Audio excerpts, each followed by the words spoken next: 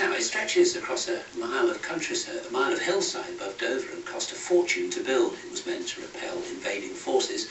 Now it's a crumbling fortress and few people know it exists. But a new book could change all that. Ian McLaren reports on one of the town's best-kept secrets. You'd hardly know it looking up from Dover town centre. But there's a fortification on the hills to the west of the town, once considered the strongest and most elaborate in the country. The 19th century fortress on the Western Heights is a contrast to Dover's more visible medieval castle across the valley. Both were constructed to defend the country against the threat of an attack from France. When the castle was built, nothing could hit it. But by the time the Redoubt was built, it was actually a cannon which could fire from ships off in the channel. They deliberately buried it virtually in the hill. They altered the whole landscape of the Western Heights to sink it down into the actual hillside. And it was very effective. But not everyone was convinced of the need for the fort.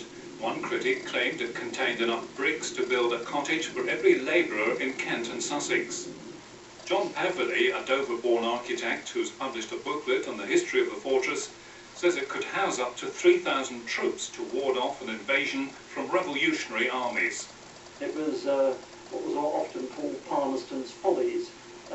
This, together with Martello Tower and the Royal Military Canal, were all built at the same time.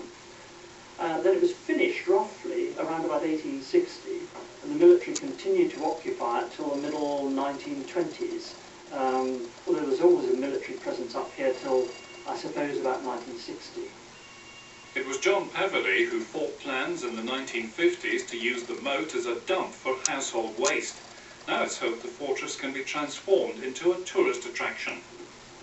There has been suggestion that it could form a military museum, that there would be adequate, ample and appropriate space for a military museum which might possibly bear the name Churchill and be dedicated in particular, of course, to the enormous defensive problems on the southeast, of which Dover has always been an essential part. But first there is conservation work to be completed and improved access to the Western Heights to consider. The best hope is that lottery money could be made available to bring a new lease of life to the hidden fortress. Ian McLaren in Dover for Meridian Tonight.